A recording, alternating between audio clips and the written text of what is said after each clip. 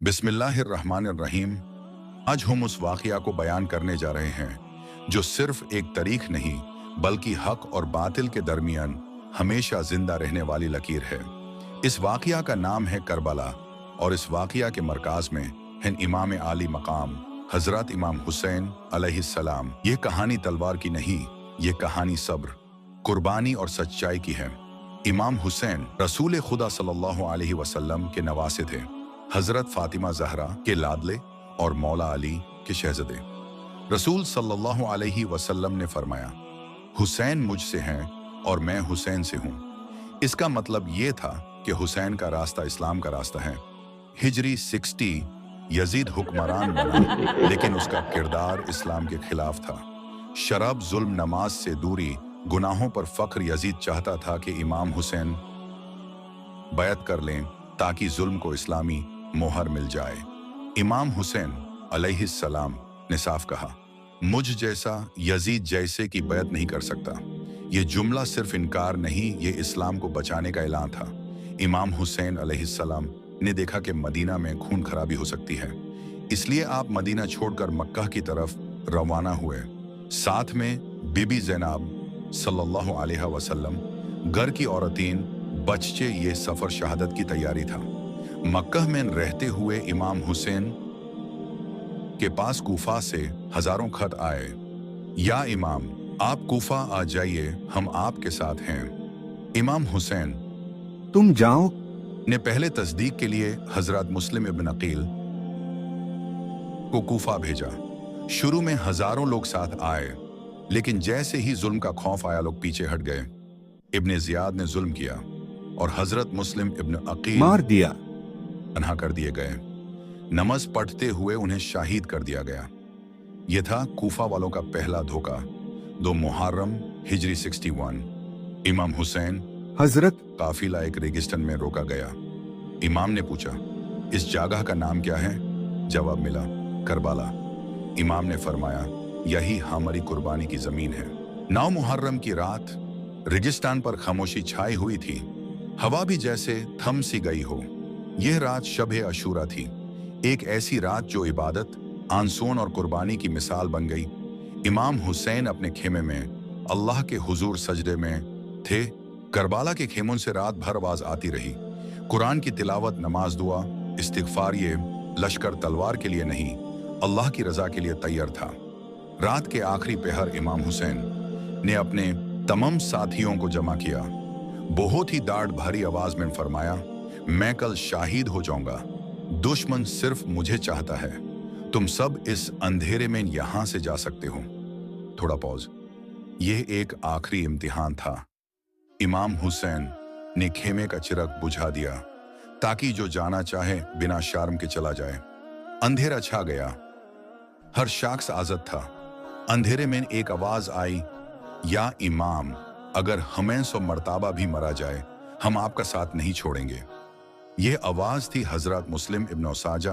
मैं नहीं जाऊंगा। फिर एक और आवाज, या इमाम, हम अपनी जान, अपना खून, सब कुछ आप पर कुर्बान कर देंगे।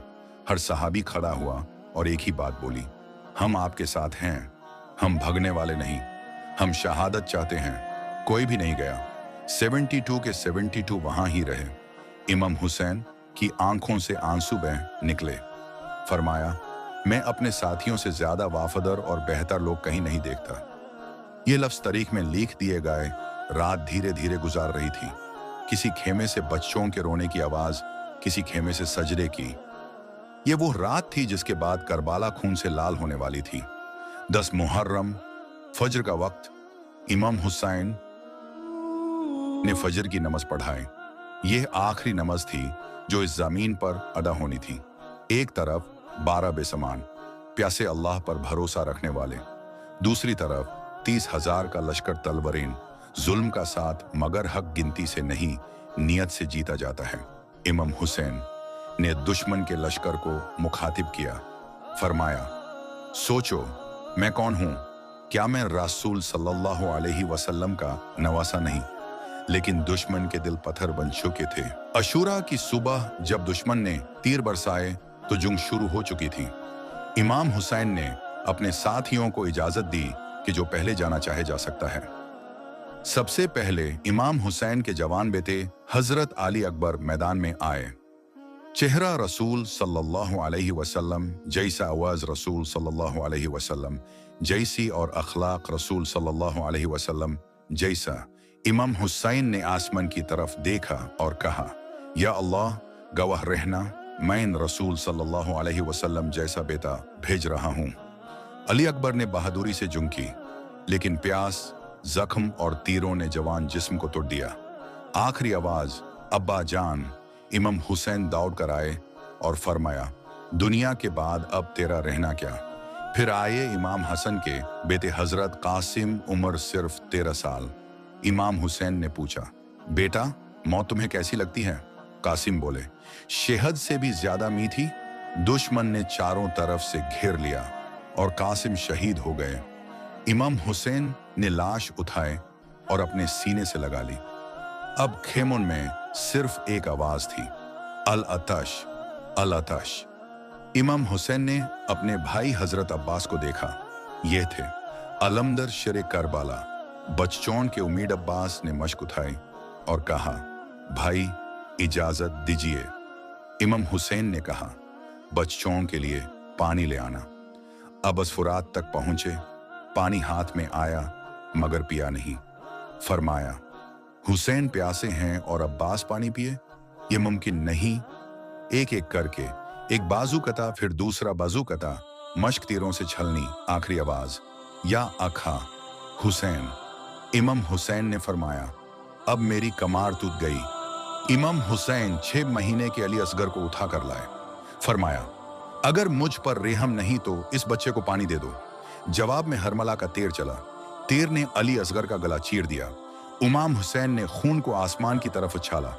अब इमाम अकेला रह गए, जख्मों से चोर प्यासे मगर सब्र में पूरे। यजीद खुश था मगर बीबी ज़ैनब सलाम अल्लाह अलैहा ने खतबा दिया। फरमाया, तू समझता है तू जीत गया? कसम है अल्लाह की, तू कभी कामयाब नहीं हुआ। तलवार उठे करबाला सिखाता है, जुल्म के सामने झुकना मना है, हक के लिए कुर्बानी जरूरी है। हुसैन जिंदा हैं, करबाला जिंदा है और मैदान में गए। नमाज का वक्त आया। इमाम हुसैन सजदे में गए और जुल्म ने सजदे में ही रसूल सल्लल्लाहु अलैहि वसल्लम के नवासे को शहीद कर दिया। करबाला के बाद जिम्मेदारी आई बीबी ज़ैनब पर, कायद, जंजीर